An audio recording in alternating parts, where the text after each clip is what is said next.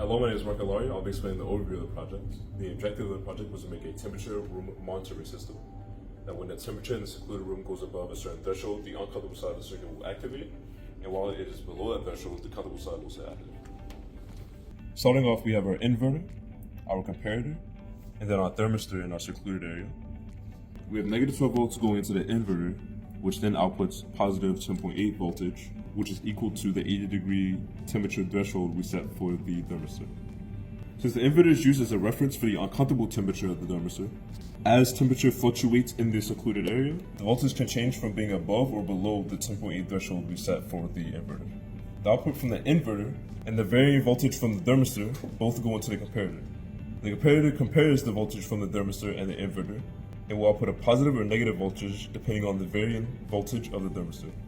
If the voltage through the thermistor is above 10.8 voltage, the output of the comparator will be negative, and if the voltage through the thermistor stays under 10.8 volts, the output of the comparator will be positive.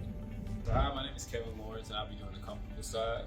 So we have 12 volts coming out of the comparator going into the adjustable regulator. For the adjustable regulator, resistors made the value of the output be 3 volts. We have 3 volts coming out of the adjustable regulator, powering the LED and the MOSFET. What the MOSFET is doing is grounding the 5-volt relay, which acts as a switch. We have 12 volts going into the regulator, a 5-volt regulator, which outputs 5 volts, which goes into the COM. That right there switches it from normally closed to normally open.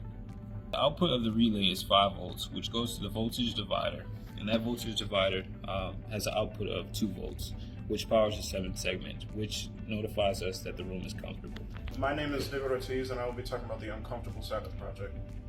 Positive 12 volts runs to the inverter, which releases an output of negative 9 volts into the difference. The negative 12 volts that comes out of the comparator flows through the difference with the negative 9 volts to output a value of 3 volts, which goes into the MOSFET to ground the relay, which then causes the switch to switch from normally closed to normally open. A positive 12 volts runs into the regulator, which is lowered to 5 volts, which goes to the COM of the relay so that it can output 5 volts. After the relay outputs 5 volts, we then use voltage dividers to lower it down to 3 volts, which then runs to the red LED, the buzzer, which its sound is controlled by the potentiometer, and the 7-segment display. Hello, my name is Elijah McClary. I'll be talking about the overall assembly of our project. As you can see, the breadboards fit in their corresponding slots, 3 millimeters in between them for convenience, and so the thermistor can reach the box. The fan is press fitted to the box using extrusions from its surface. So the room has a hole for the thermistor, and we have this control area over here. We have the thermistor sticking through the hole right here. It also comes with a ventilation system that is across from the fan over here. That way the air can just move through and get all the hot air out as quickly as possible. The lid is also see-through by inserting plexiglass into this PLA armature. That way it can fit perfectly. The overall objective of this assembly was for convenience of assembly, as well as sleekness and functionality. Now I'll talk about the methods I used to fabricate this assembly. So first, I took dimensions of each of these components and I modeled them in a computer aiding software that I use called FreeCAD.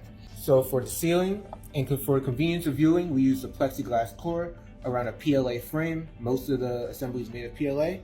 How we made this was we printed half of the frame.